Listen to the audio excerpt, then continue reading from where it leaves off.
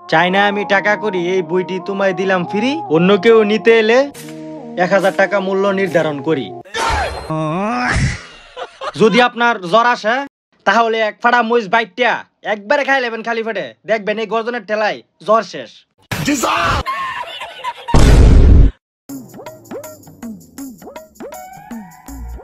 গান্দা বাবা, আমি রাত জেগে এই বইটি লিখেছি, কেউ তো এলো না নিতে। আমার এই বইটি নিলে 1 মিলিয়ন ভিউ হবে।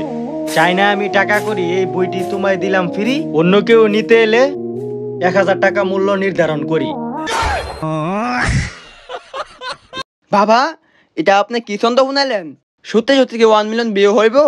আপনি তো আমার বাবা না, আপনি তো আমার ফির। আচ্ছা ফির, এই বইটা লেখছে কে? আর বইয়ের নাম কি আমি জানতাম চাই। শুনো, এই বইটি লেখছে গান্দা মুন্সি। গান্দা মুন্সি মানে আমি নিজে লেখক। এই বইয়ের নাম হয়েছে গান্দা মুন্সি অফ হুমিউ গর্জন। এই বইটি নিলে নিশ্চিত 1 মিলিয়ন ভিউ হবে। তুমি ভবিষ্যতে কোনো কিছু করতে পারবা।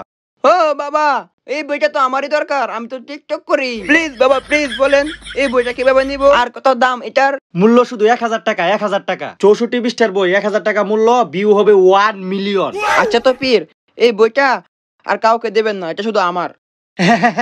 আমার কাছে তোমার জন্য অ্যাভেলেবেল বই আছে, মিলিয়ন বই। এই যে এখানে মিলিয়ন বই।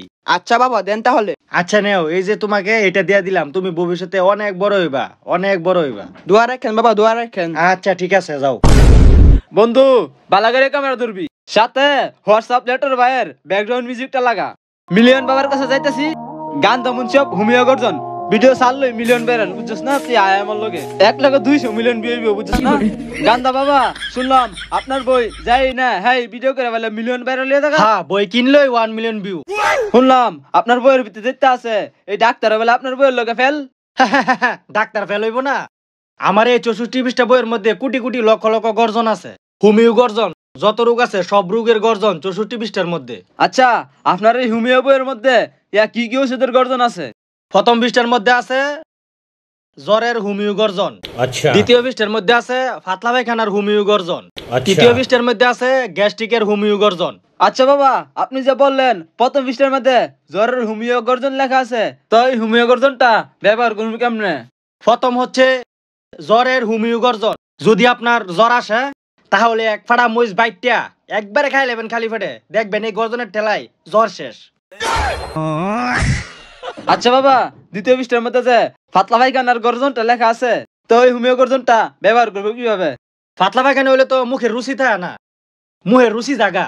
1000 টাকা দামে লেসে পাতা না বাইটটা ভর্তার লগে দিয়া এক বাসন পানি ভাতের লগে মিলাই খাইবা, গর্জনের ঠেলায় ফুটকি ভিতরে সব দেখবা পাতলা পায়খানা বাড়ি যাবো গা।